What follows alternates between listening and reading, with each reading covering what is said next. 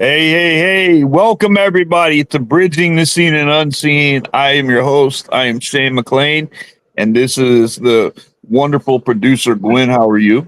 I'm good. How are you? No sense in complaining. My wife is home. She is geared up. She's ready.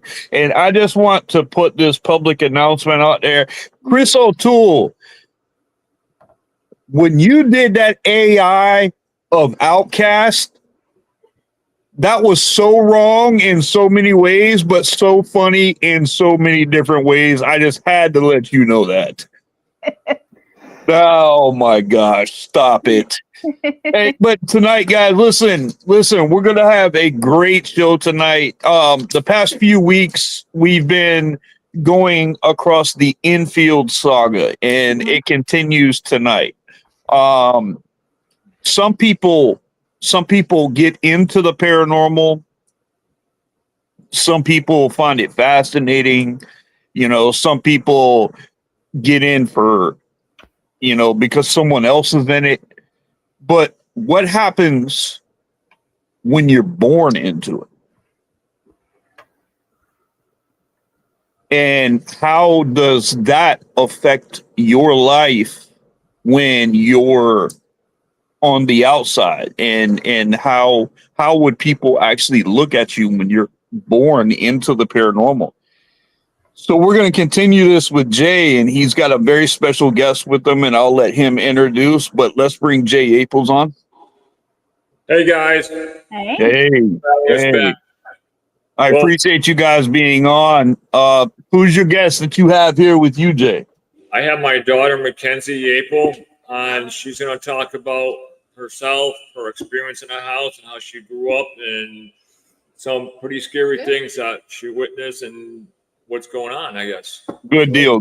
Mackenzie, it's great to have you. Welcome to the show.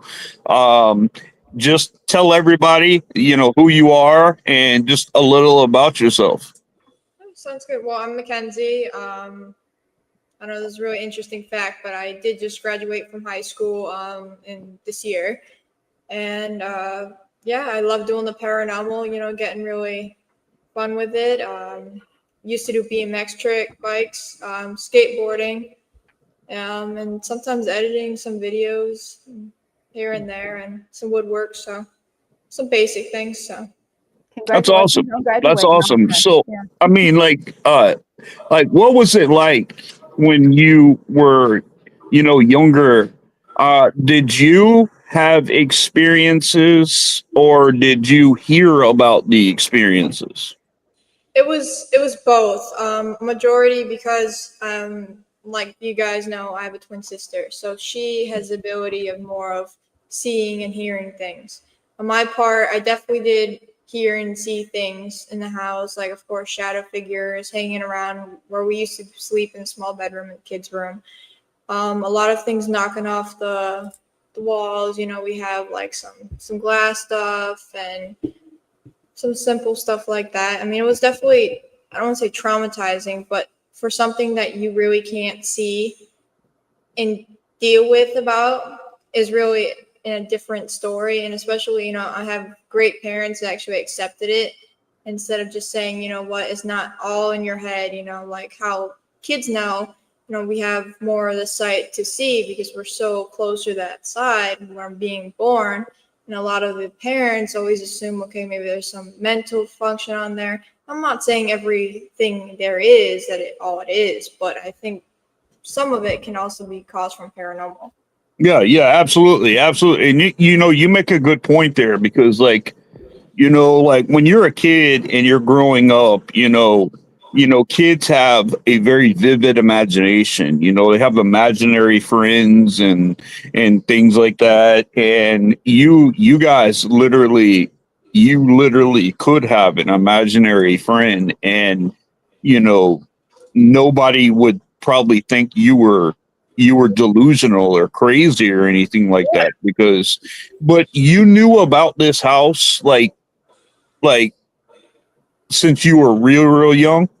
Real young. Yeah, I mean, growing up with it since being months old, babies living here, and till this day being 18 living here. So it's always an everyday thing of something usually going on or something going wrong. Or And see, that's what's great about that is, like you said, you're 18, but you were born into this, so you have the right to literally say that I have been in the paranormal for 18 years. yeah, basically, yeah. I mean, experiencing almost 18 years of paranormal, and when we started the business 2 years, almost 3 years ago, I decided, you know what, to get this more out, but also to try to help other kids around my age and younger, just to tell them like, hey, maybe it's not all in your head. You don't have to always go willingly with your parents and thinking that there's always another thing to it. So, and then now I'm 18, I'm going out to more events and That's awesome. having fun and trying just to get more knowledge too from it. I That's have a that's question, that. if y'all don't mind me asking. Go ahead. Is that okay? I mean, growing up there, I know you experienced stuff in your home and probably the property also. Have you ever experienced anything in another location besides like a ghost hunt? Oh, for sure. I mean, even my old middle school, where they actually just kind of renovated about 5 years ago, they actually built that on ancient Native American. Oh yeah.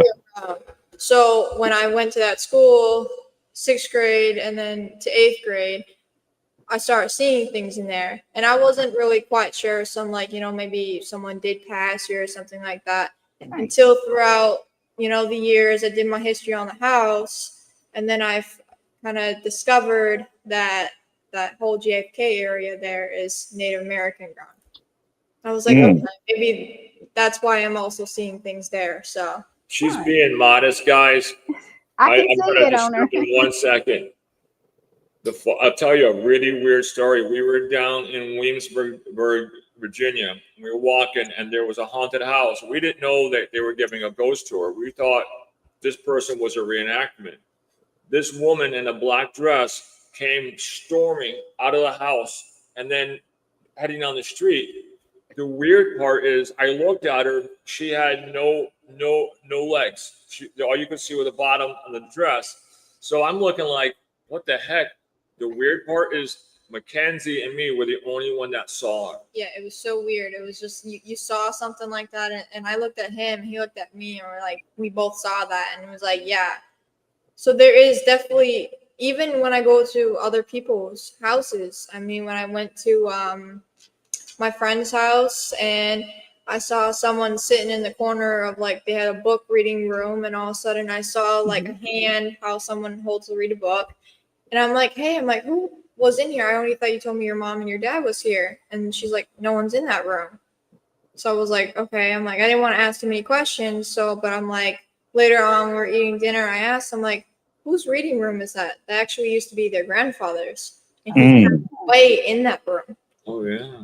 So, and I saw him just sitting there. I was like, and I didn't want to scare my friend out either. So that's why I went towards the parents a little bit, saying like, hey, you know what's going on here? I don't want to start scaring people or anything. And they were pretty comfortable about it, which I'm really surprised, because for one of their friends, you know, coming over and saying, hey, I'm seeing stuff in your place. Right. We kind of spooked out. You'd be like to your daughter, hey, your kid's got some issues, but Right. Now, how did the friend situation go? Like for you growing up and everything, did you have difficulties like with kids wanting to come over or stay the night or anything like that? Was that difficult for you? 100% sure. Especially when I was younger too. When I used to have sleepovers here, we used to have at least like 5 kids here, and by the morning, only 1 kid stayed. All 4 had to call up their parents and get picked up because they had so much experience in the house. They had to leave. Only 1 left. And until I got older a little bit, some of my friends were interested, but some of them, I have one friend till this day won't come over to the house, won't even step on the sidewalk or nothing. And she won't tell me what she's seen or what she heard, but she's so scared. She doesn't even want me talking about the paranormal around her. Wow. So, I mean, has anybody ever just told you how can you grow up in that kind of environment? There's some people, and I know I'm from the South, and here, you got some real, what we like to call churchy people. And yeah, I am a bishop, but I'm not a churchy, kind of person. I do believe in God and I believe in the church wholeheartedly, but when I'm speaking of churchy people or judgmental people, and Gwen can vouch for that. This is like deep down into the Bible Belt right here. Oh yeah, I call them Bible thumpers. There's some here that would literally call child services on your parents. Mm-hmm. And that's because they're like, if the parents knew that there was a demon in this house, and they're not going to protect you more than that, it would be a big mess here. So I'm glad at least there were some people there that you guys had that can understand. And obviously you turned out to be a wonderful person, even though it probably affected you in more ways than what you're showing, but you carry yourself really well. Thank you. I try. Sometimes some days ain't easier than others, but I mean, why let that bring us down because of something that, either happened or passed or is still happening to us? We also have to look at the brighter side of things too, because we can't let that small part of us always take the whole side of us too, because then what's the point of going on with life? Because if you're going to think that one way, then that's how you're all going to get towards with it. You're going to get all that negative and everything. So if you keep that negative down to a bare minimum and keep positive, that's kind of how I go with the day, I love hearing you say that, especially at your age. That you did good. Yeah, it's amazing.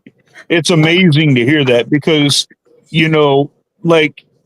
I've always heard the old saying that if you don't stand for something, you'll fall for anything. And let's just face it, there's a lot of generation of today's youth that don't stand for too much at all. Mm-mm. you know, and like you have every right to be like, I mean, not saying anything, but like if you were an alcoholic or something like that, you know, you could literally say, hey, you know, this house or my childhood made me turn out this way, and you're not. You know, you're a very bright, intelligent girl. You're articulate, you speak well.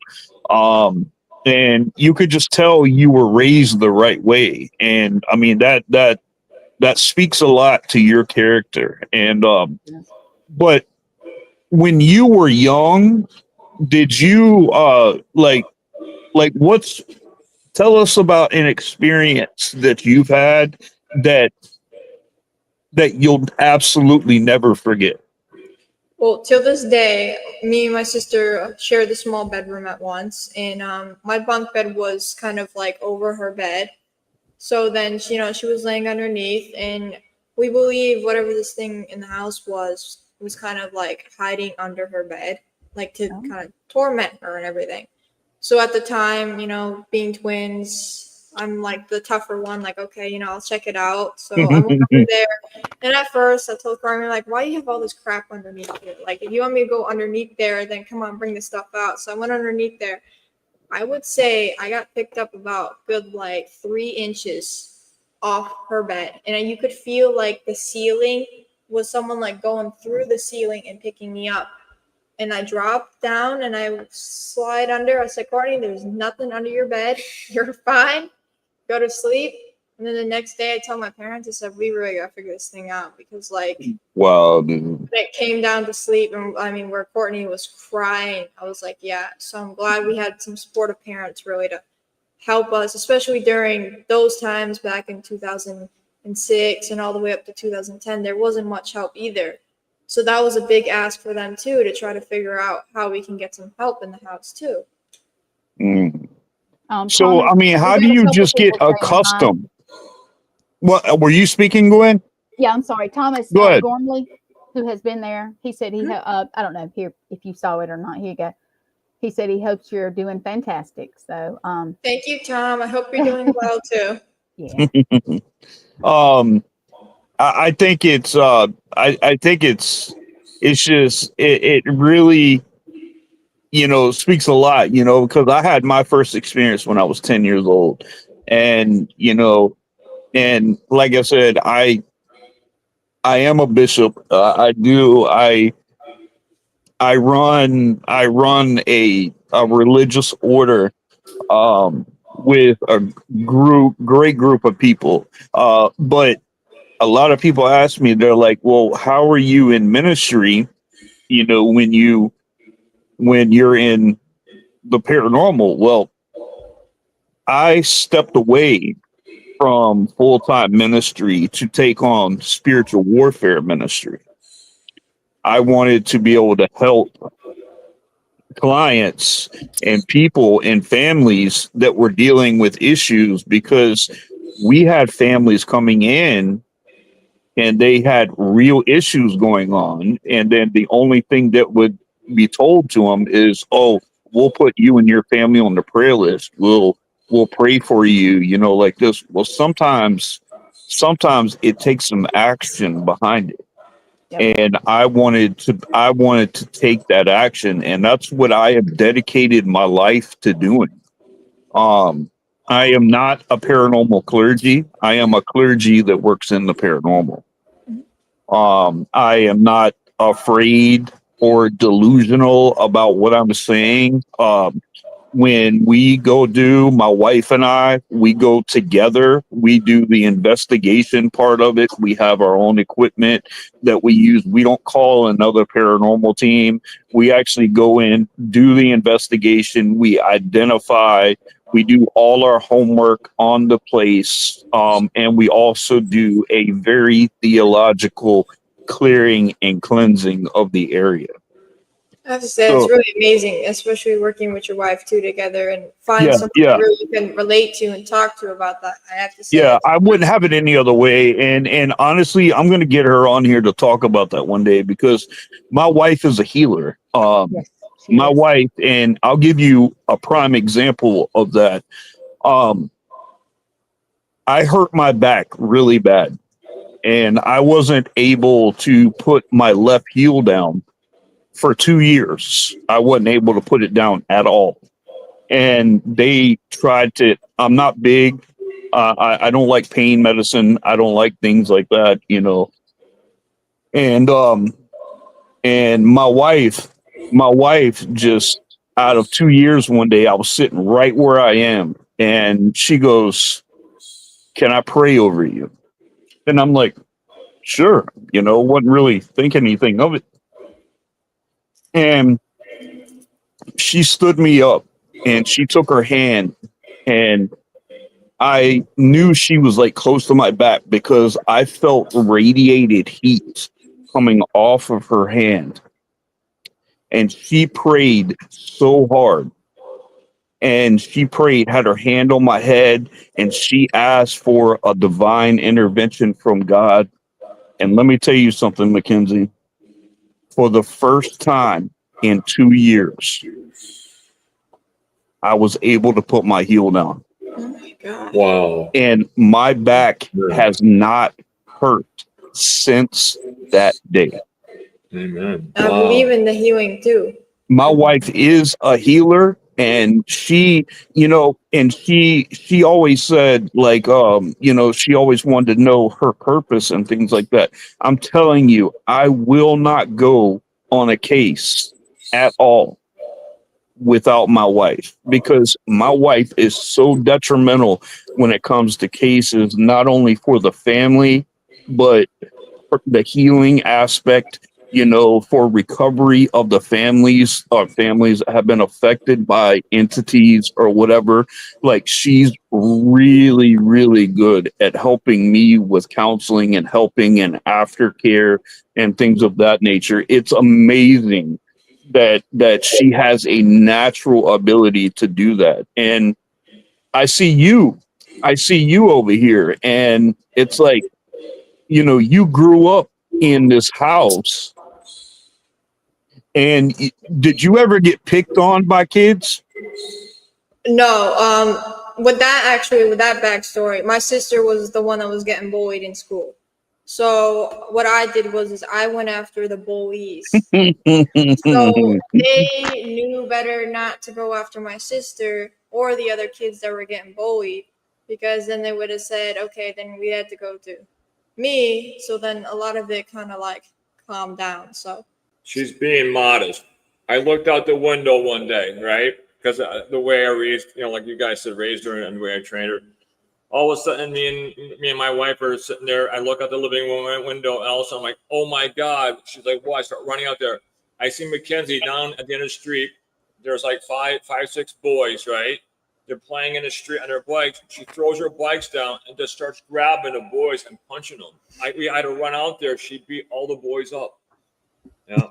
I That was do crazy. have a hot temper on that one, but I usually see things, you know what, if you think you had the right to go after someone for no reason and get away with it, I'm like, nah, I'm like, you know what, maybe I might get in trouble myself, but at least knowing that person knows better now after getting in trouble of not starting some stupid bull crap and going around and just starting picking fights either.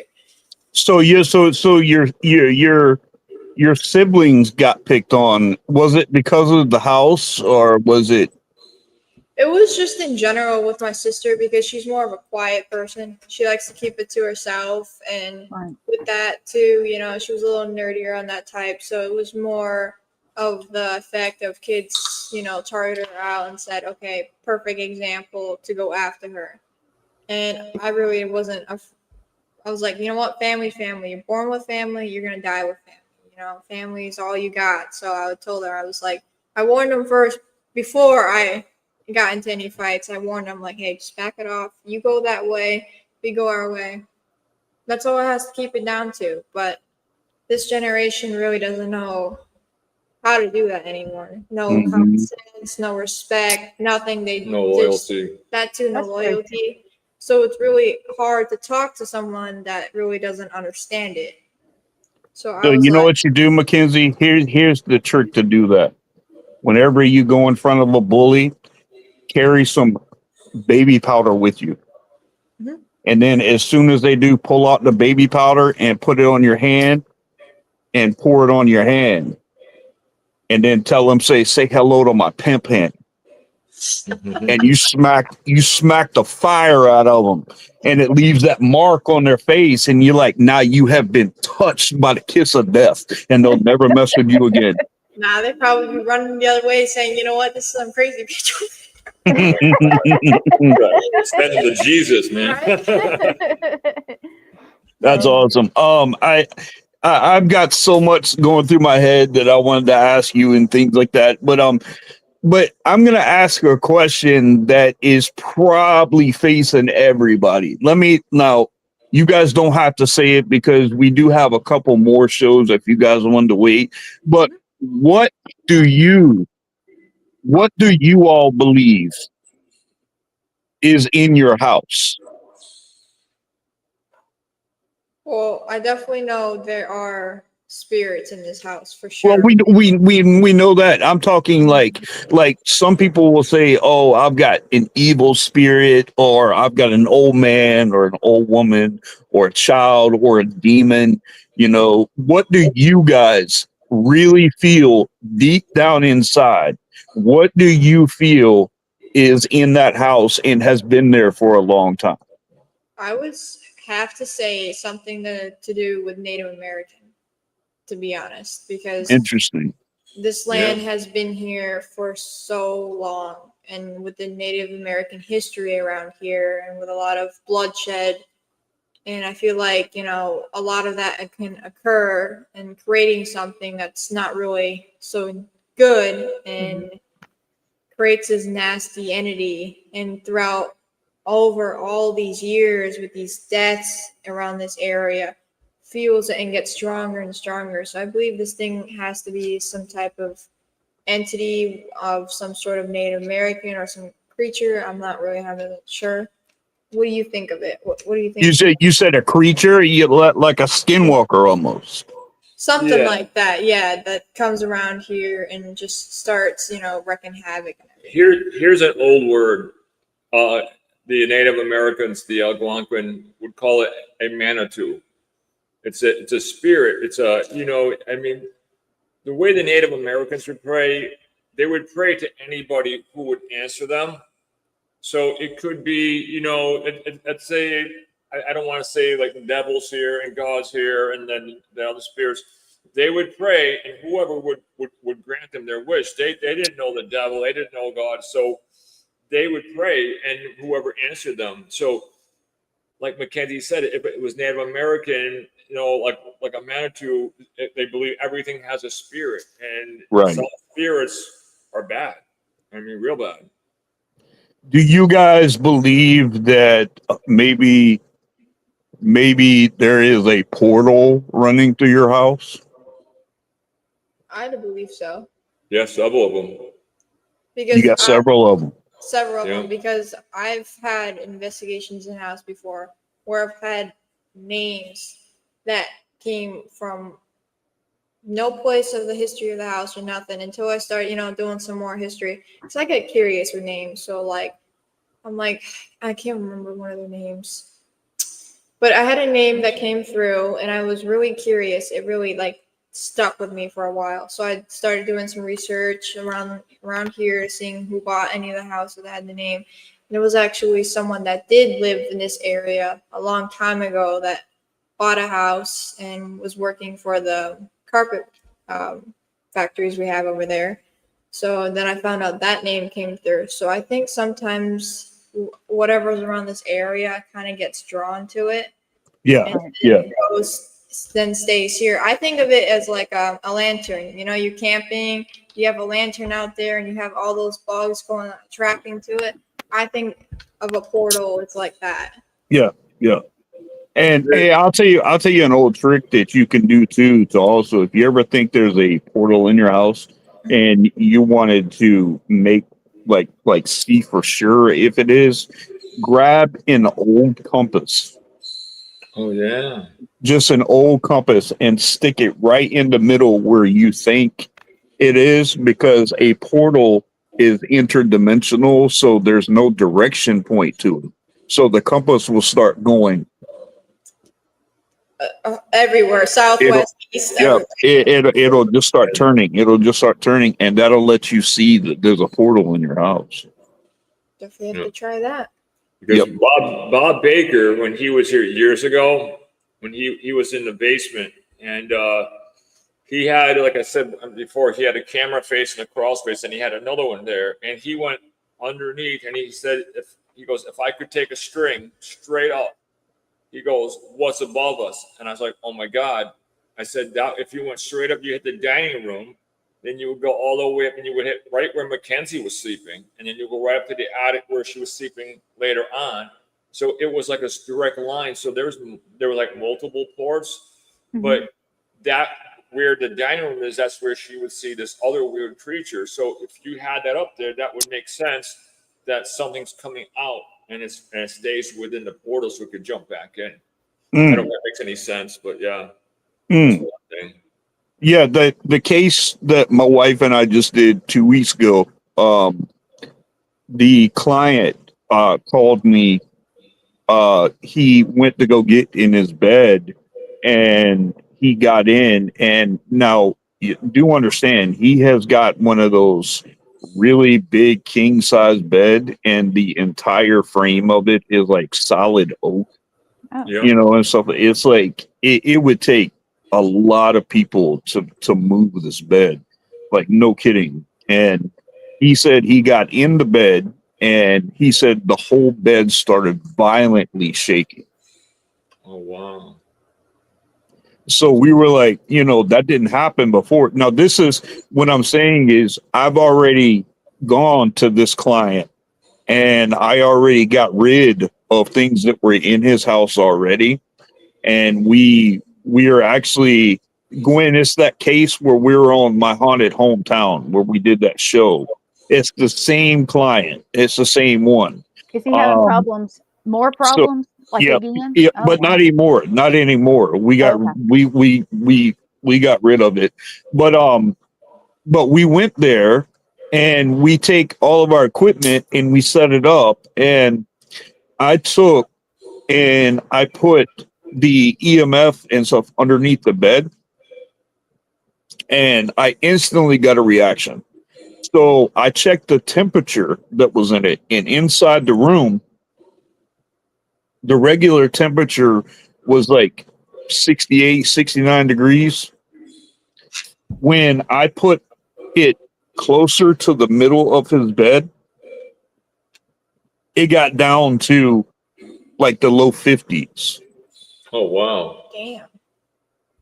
You know, so that let me, and the only other place that I found that, which we found, is right above his bed, in the middle. If you go straight up through the ceiling, is his attic. Yep. And we were having the same temperature, the same EMF reading, the same thing coming out of the attic. So we definitely believe that was an entry and exit point wherever it is. So we ended up closing everything off. We ended up sealing it. I've checked on him every single day, you know, since then, and he said we haven't seen, heard anything, you know, so nothing's there. But I'm sorry I got off on that. But That's okay. That's okay. We're listening. But when you guys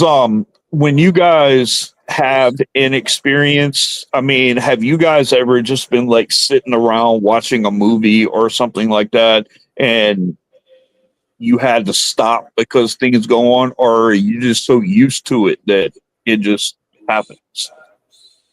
I would say majority of times we don't stop the movie because I mean it happens consistently, but we definitely had some times where we had to stop because we thought, you know, either we have like doors rambling through, and the air compressor too could be completely unplugged and it just will start making noises for no reason.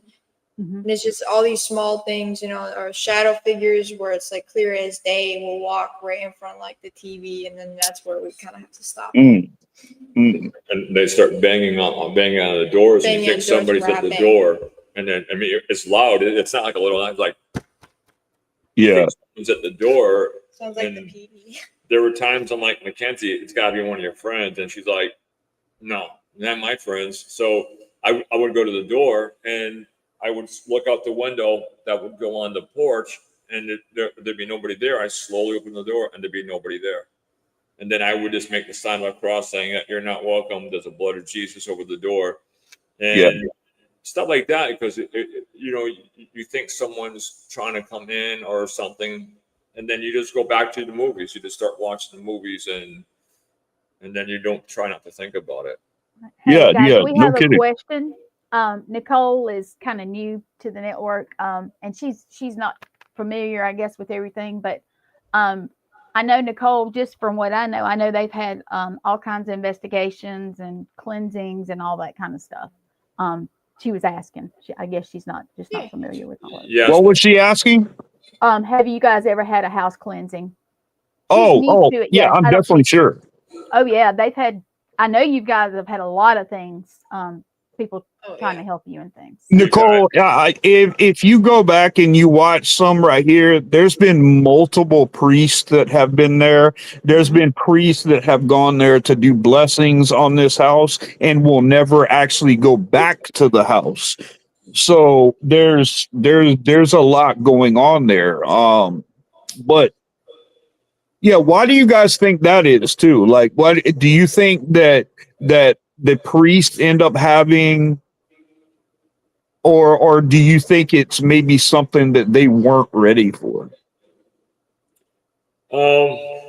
I think whatever this thing is, it's so powerful that because we've seen it, like, put rosaries in priest's hands. We've seen it pick up holy water, so we know, it's like space and time and all that stuff. It has no effect on it, So it's like it's something really old. Mhm. It's something very powerful, and So religious items have no effect on it? no effect. And did I ever show you guys the Bible that was shredded in the baby's room? It literally took out Elka's German Bible from her grandmother, Mhm. pulled it out, shredded the pages, and blew it all over the room. When we came home, that's what we found all over Mackenzie's bed, everywhere. Like, go ahead, here's your Hocus Pocus. What's next? So we had real Indian shamans come in. I had a real witch that came in from Springfield, Mass. I don't talk about. We had everybody that you could imagine, and whatever this entity is, it's extremely smart, extremely powerful, and very cunning. And what do you think, Kens? I would say, they work for me when I really put the belief into it. But I've also seen some parts where they haven't worked. So I don't know if it's depending on what you're dealing with, or if how you're trying to kind of partake it on that point. So, but I always wear a cross. It's like I got 3 on right now. I have a Celtic cross tattooed on me. Like, even if I forgot these here. Show me your tattoo since you mentioned it. So, she got that for graduation. Wow. What is it? It's a dragon with a Celtic cross on it. Oh, nice. So I got that one. So just in case if I forget these, I'm still have a Celtic cross on my skin permanent. So I'm I make sure carrying 3 on me, rosaries on me, no matter where I go, because just in case, you never. That's smart. It's smart. It's smart. Hey, I would recommend you're carrying rosaries. Carry a Saint Benedict rosary. Okay. Saint Benedict, that is our patron saint. And but as far as protection wise, like the Benedict prayer, the Benedict rosaries, the Benedict medallions, and things like that are really, really good for protection purposes. definitely have to look into some and get some, because the only thing I really have close enough. I have See a that's here. a Benedict. I don't know if you can Oh see it. yeah, I see it. Yeah. It's to see it, but you see it's got Benedict on the back. Yeah. And then of course that's the Benedict cross. The Benedict on there, you'll see some letters on there. It's actually a prayer. It was actually Saint Benedict's very first exorcism prayer, Oh where wow. he says it on there where he says, Satan be gone. And he says the poison that you're trying to throw at me, drink it yourself. Yeah. So I mean it's very, very powerful. I would definitely look into stuff like that. And like when you guys use holy water and stuff like that, put it off and say, I seal this wall with the sign of the cross and the blood of Jesus Christ. And put and really make sure that your intentions and your strengths Yep. match each other. Because if it's an intelligent entity like that and it's looking for your reaction, your fears, your energy, things like that. And when you make sure that your strength is up and your intentions are pure and on point, then it'll be a lot harder for you to be affected. Mhm. So what we have, What's he saying? I think. I don't know, he's getting something over. We had a gentleman come in. Matter of fact, it was Reverend Neil Furley, I think. He brought this in. It's actually holy oil, I think, from the Middle East. And he actually brought this in. I don't know if it's olive oil, but it's from the Middle East. It's from Israel. And when Reverend Furley was here, that's what he used. Was this? What we got a little bit left of it. So that's pretty cool. I always used holy oil on the tops of door frames. Yep. I always do that. I use holy water for the walls, for the windows. Above the windows, I use holy oil. Above the doors, I use holy oil. And when I'm praying for the families, I use holy oil, as it's very biblical behind that. But yeah, it's always good to keep that stuff around. And it's smart that you do carry that around. At least you know what helps protect you. Right. Does it now, do you have fear of what's there, or have you just gotten to where you're just like, well, this has gone on so much. No fear anymore, to be honest. I mean, unless there's a spider jumping out, then maybe I might be screaming on that point. But Yeah, I don't like spiders either. Man, forget that.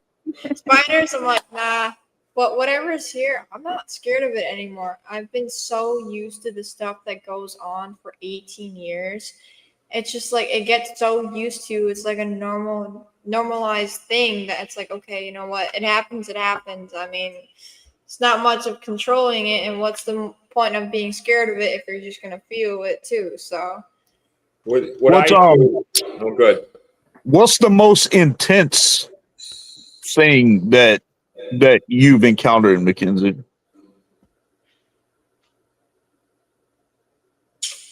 I mean, I'm talking like something, where, I mean, like, obviously they're all there. You can think of them all, but is there one particular that sticks out and it's like, man, I really hope and pray that doesn't happen again?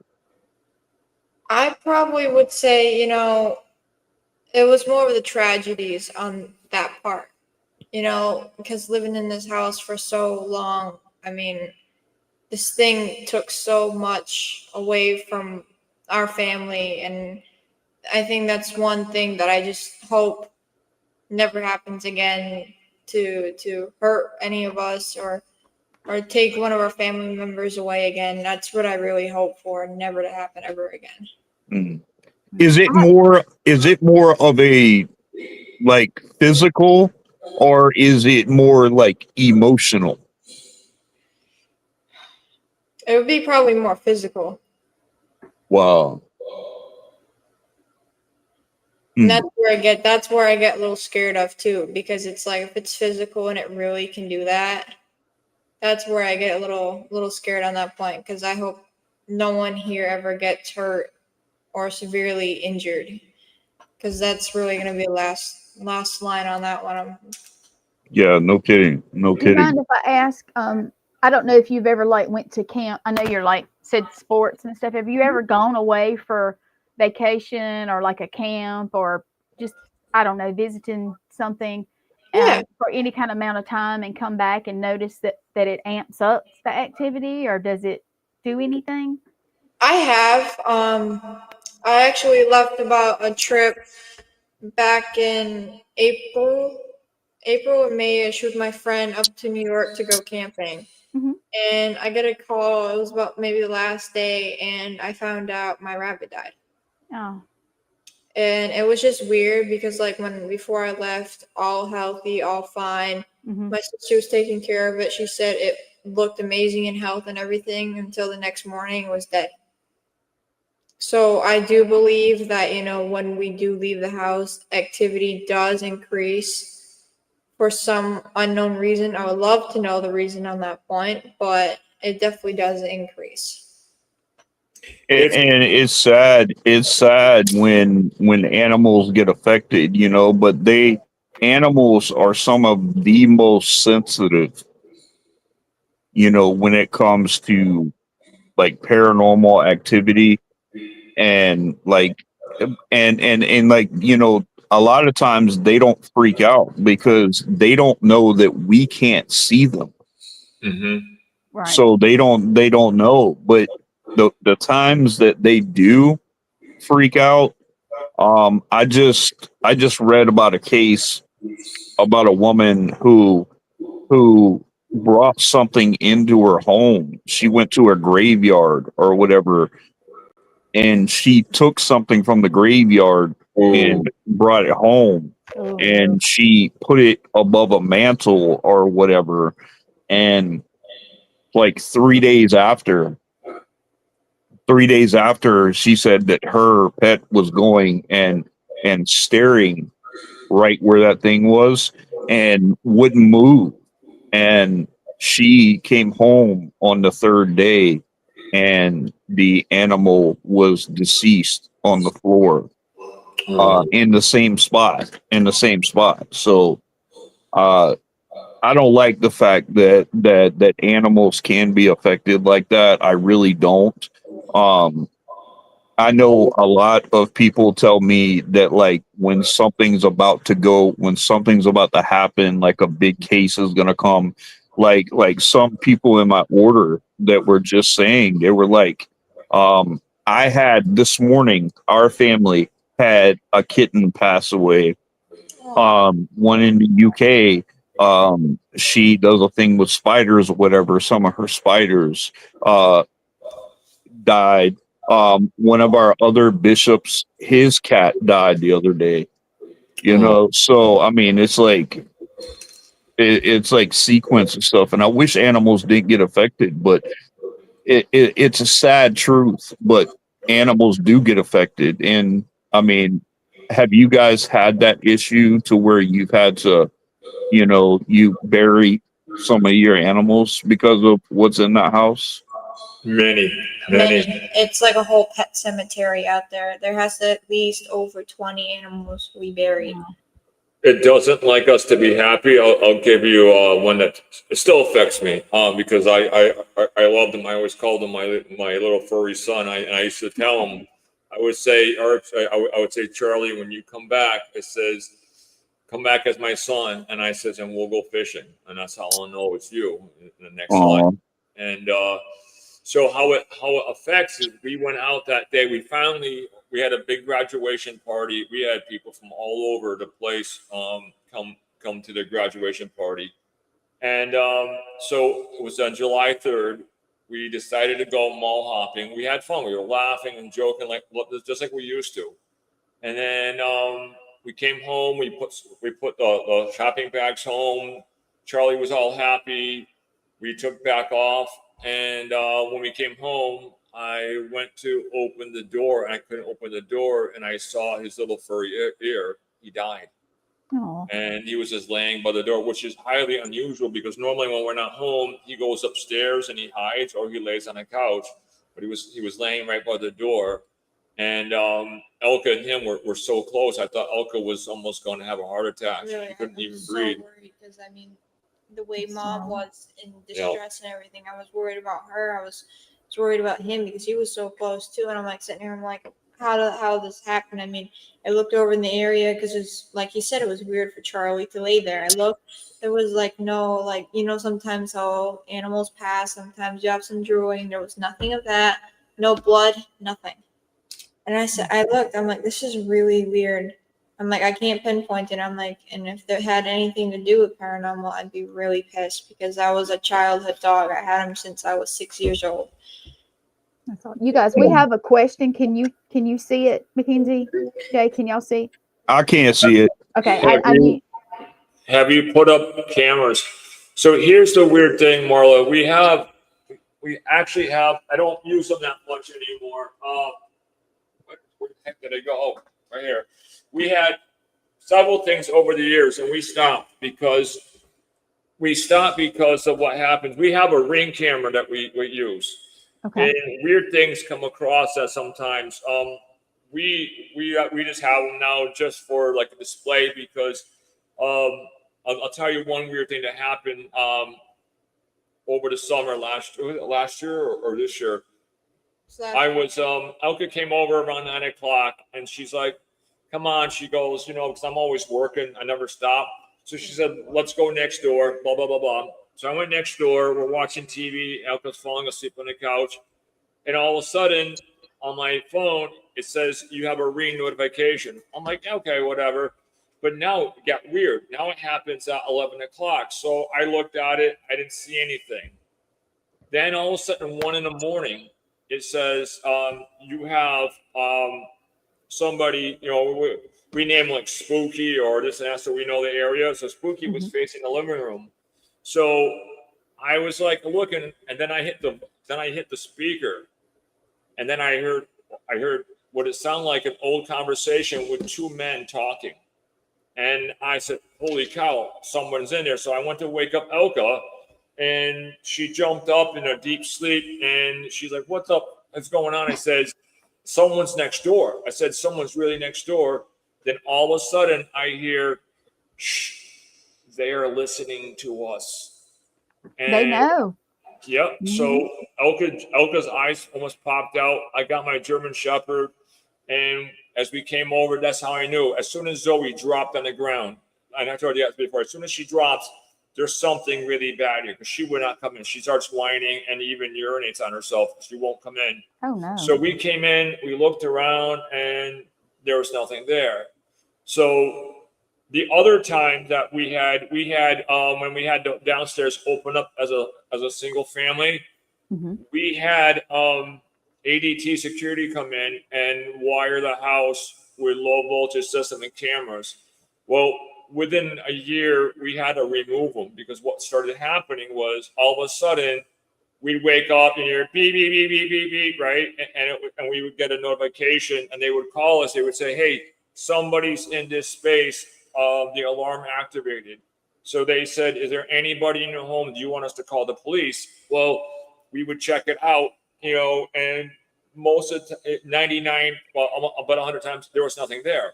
And it started doing it once, then it went twice, and it got to the point where we ended up just ripping out the system because the fear wasn't of the ghost, but it's more fear of all of a sudden having SWAT coming in here because there's an intruder. And it got, so we ripped them out and we decided, you know what, we don't want to do it because after what some of the things that we've seen, right, Kenzie, we don't want to see it on a camera because I want to try to keep what little brain cells I got left. I was about to say, yeah, he has very few left. And the things. Do you guys, you know, I know they ask about cameras and stuff like that, but have you guys, you know, just let like an EVP, like a recorder, just go and see what you get? I have never done that actually. Now I'm thinking about it because you really never know in this house. Because what I've learned is when we have sometimes investigations in the house and we'll be sitting down in the living room and we're all talking, having fun, everything, you can hear them upstairs walking. So I want to see next time, if we have another investigation, I want to put a recorder up there to see if we get any other voices there instead of just footprints, because it would be nice to see if they're also talking too while we're also on the other floor down talking too. So I tell you, I Hey church guys, that I used to use. we got about 5 minutes, but Okay. for those who are watching, they will be back. Mackenzie, I hope you'll come back. And any of definitely. your other family too. But I just wanted to let everybody that's watching that's kind of new to the series, I will call it, they will be back for Yep. more things. So if you have questions, you can ask me. You can send them to me. You can send them to Shane, or you can send them to Jay. But I know he's very busy with stuff. So something that we could bring up or come back. But yeah, we Yeah, got a few more minutes. absolutely. But go ahead and finish out. No, I was just gonna say like if you got an EVP, or something like that, just kind of cut it on and just kind of see. And I'll tell you another thing that I used to do on hardwood floors. It's same thing with like baby powder. If you take that and sprinkle it into the door frame, Oh yeah. if something comes through there, a lot of times you'll see an imprint of like either toes or something like that. If something goes in or out of the room on hardwood Cornstarch floors. is easier to clean up too. Yep. Yep. Yeah, Absolutely. if that's another Absolutely. option. Well, I know we're short on time right now, but Mackenzie, I would love to hear more from you. And I'd love to, maybe you can sit on the next time, because when we have your dad again, I'd love to hear, like, because when he starts telling things, like something could have happened to you that you remember. Yeah. And we want to hear all that, because my goal is I want the Enfield story to be told as a whole. The truth behind it, from the family, from what goes, and hold nothing back. And I mean, I want it to be told the right way. And I really appreciate you coming on. It's been an absolute pleasure talking with you on here. Well, thank you for having me on here, and I would love to be on the next podcast. You guys do. You guys are amazing hosts. You guys do a very amazing job, I have to say. If you got Thank you. One fast story about go Mackenzie. ahead. We had a guy who rented the house. I mean, for paranormal, like almost 4 times. He kept coming back. He kept searching for something, and he's kind of a well-known paranormal investigator. So this one day, his partner couldn't go, so he was here alone. And at midnight, he calls us up. He goes, "Hey guys, this guy got so scared, he actually asked Elka, can you send Mackenzie over at midnight?" Yeah, over at midnight, I came over. I'm like, "Hey, buddy," I'm like, what's going on and everything? Because we're pretty good friends almost for 3 years now. And all of a sudden, we were just talking because he put some of the equipment away, and we're just having a conversation. And we brought up the Conjuring 3, and all of a sudden, whatever this thing was imitating it. Because I don't know if you remember the scene when the kid like scratches the walls. All of a sudden, wow. you hear on the side of the staircase, you just hear a little like, just to let us know that it's listening to our conversation. And like he looked at me, I looked at him, and he wasn't scared. He was actually amazed that actually something could actually imitate what we are actually doing, just as how we're talking. It'll mimic. Yeah. Well, guys, it's that time for me. I really appreciate both of you coming on. Please, come back. I like to hear from your wife too. I like to hear, just the people that live in the house and just being affected. But it has been an absolute pleasure having you, and I really appreciate you coming on, Mackenzie. You're awesome. And tell everybody real quick how they can get a hold of you, or through social media. Through social media, I would probably say best thing would be my Facebook is under my name, Mackenzie Yaple.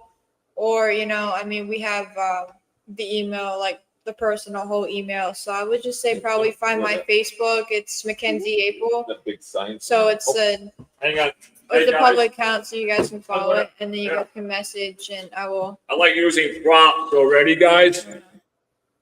There you Yeah. go. There you go. There we go. So Yeah. my phone number is here. So you guys, if anyone has any questions, you can text me at my number here, 860-962-0055.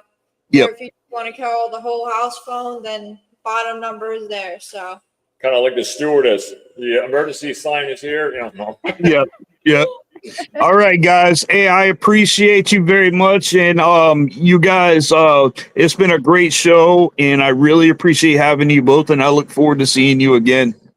Yeah. it was You nice. wanna talking hold to you on a guys. minute? Thank you for having us. What's on that? Oh yeah, I'm gonna pull you down for a minute. If y'all will hold on a minute, we'll Yeah. talk for a second after the show. If you give Yeah. us just a second to sign out, okay? You're good. All right. Don't hit the button, Kenzie, too quick. I'm not. Guys, all right, it's been an awesome show, and you can see it the is whole so fast. family. The whole family is amazing, and I like to hear from everybody that's in there. So you guys, we're gonna have them back. We're gonna hear from his wife. We're gonna hear from Mackenzie again, of course. But you guys stay tuned. We got some good things coming up. Stay tuned to All Access. We got some good shows coming up. Raven Wolf is going to have one at 9:30. We look forward to having her on. So, but you guys have a great week. Stay safe, be blessed always, and stay spooky, people.